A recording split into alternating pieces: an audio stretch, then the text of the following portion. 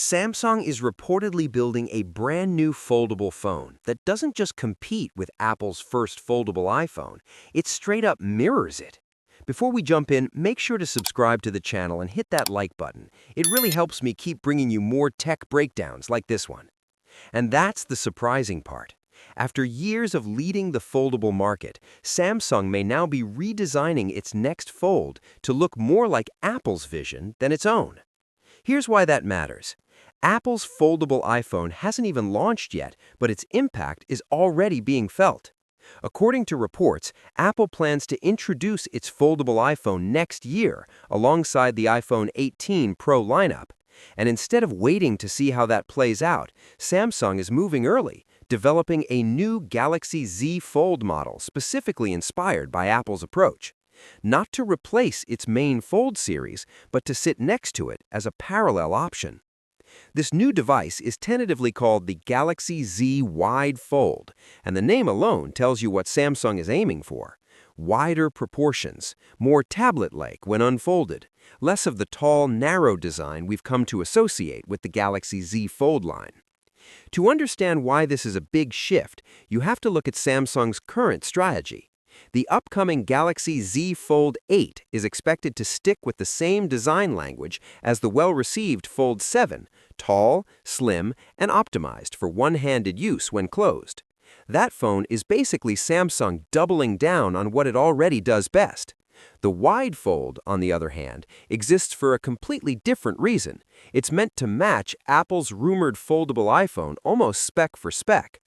Leaks suggest Apple's foldable iPhone will feature a 7.56-inch internal display and a 5.49-inch outer screen, using a 4:3 aspect ratio when unfolded.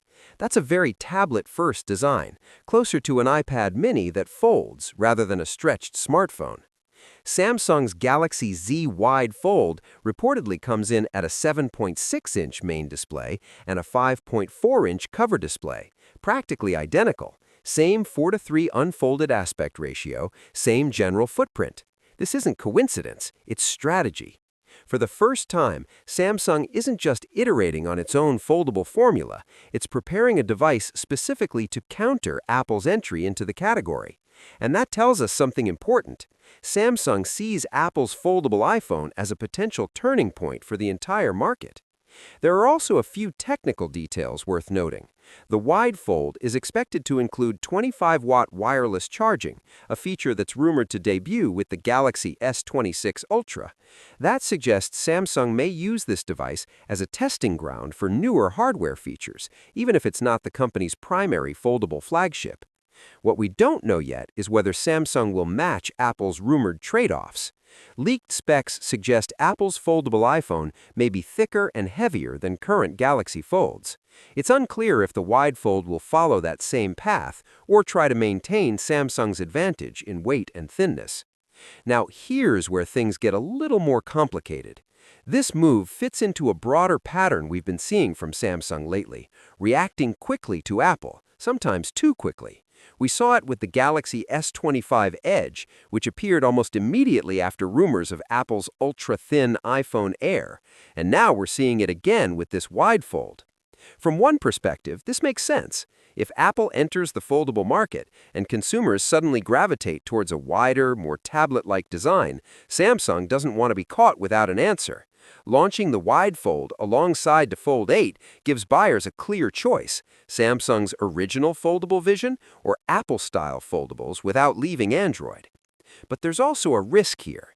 Samsung may be spreading itself too thin, creating devices not because it believes in them long-term, but because it doesn't want Apple to own the narrative.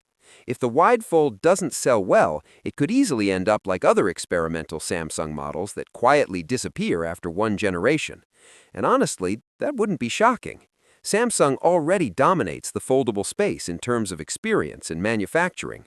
Copying Apple's first attempt before the market even proves it wants that form factor feels defensive, not confident. Still, there's an upside for consumers. If this rumor is true, next year we won't just be comparing Samsung versus Apple. We'll be comparing two philosophies of foldables within Samsung: tall and narrow versus wide and tablet-like, productivity first versus media first. And that kind of competition usually leads to better devices for everyone.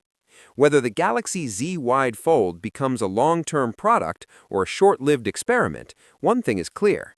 Apple hasn't even launched its foldable iPhone yet, and it's already changing the game. What's your thoughts on this? Let me know in the comments section. See you in the next video. Take care.